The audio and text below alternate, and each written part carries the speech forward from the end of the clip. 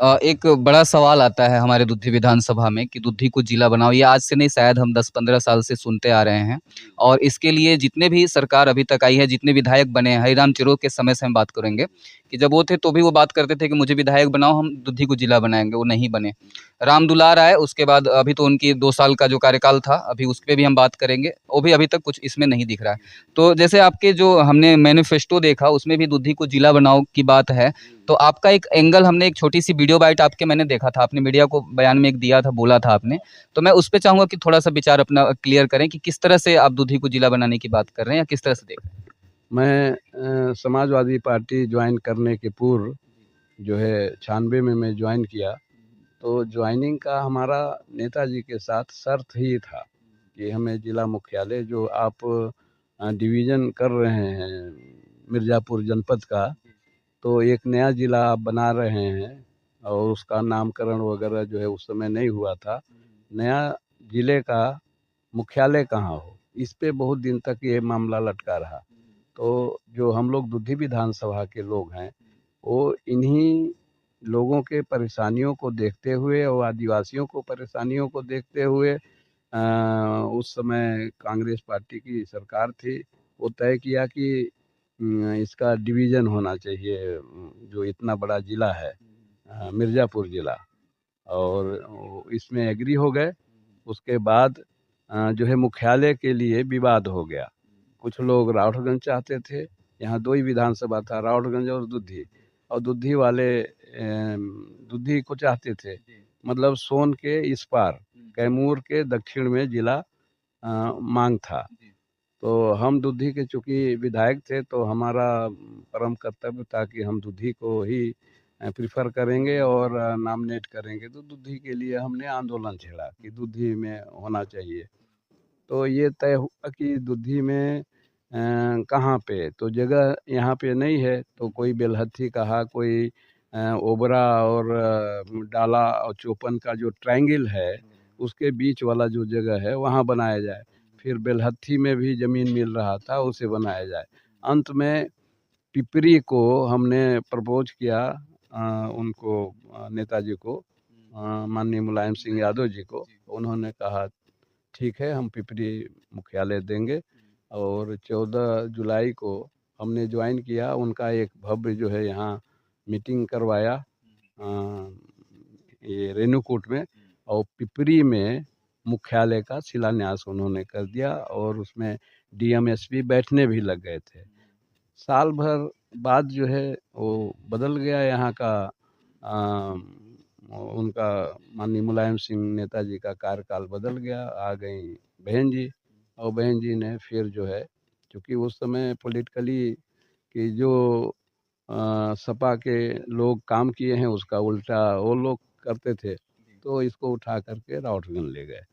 तो ये प्राथमिकता तो तब से है, क्योंकि ये आदिवासियों का पॉपुलेशन इस दुद्धी विधानसभा में करीब करीब जो है 40% है, हैं? तो ये हम देखे हैं 80 में ही, जब जिला मुख्यालय मिर्ज़ापुर था, तो हम ही मीटिंग में लेट पहुँचते थे। यहाँ से एक बस चलती थी, उस समय कोई साधन सुविधा नहीं था, जीप नहीं था अपना, कुछ नहीं था, सड़कें नहीं थी। तो हम खुद लेट पहुँचते थे, 11 बजे नहीं पहुँच पाते थे मीटिंग में। जो जिला मुख्यालय में मीटिंग होता था डीआरडीए की या और सबकी, तो उसी समय ख़्याल आया था कि ज़िला अलग होना चाहिए। तब से हम लगे थे इसको अलग करवाने में।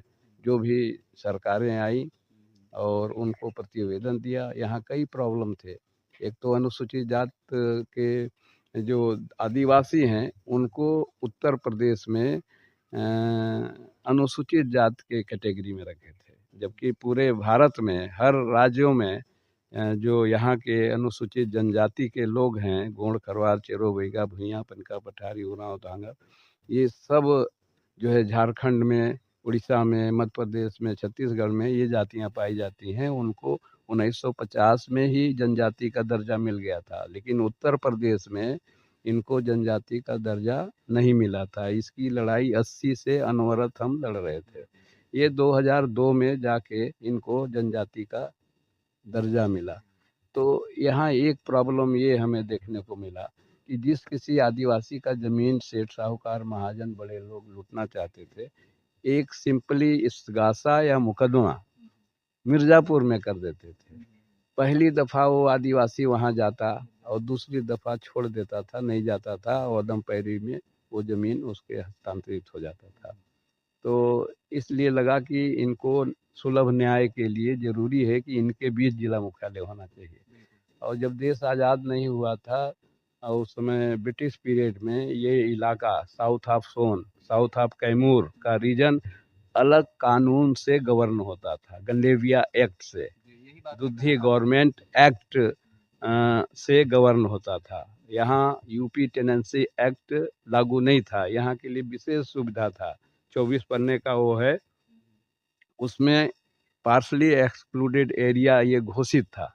और आज़ादी के बाद जो है इस तरह के हिंदुस्तान भर में जितने भी आदिवासी क्षेत्र हैं वहाँ पे जो है पार्शली एक्सक्लूडेड एरिया जो था, या तो उनको बना दिया गया केंद्र शासित राज्य या तो बना दिया जिला मुख्यालय और 5वीं सूची के अंतर्गत रखा गया।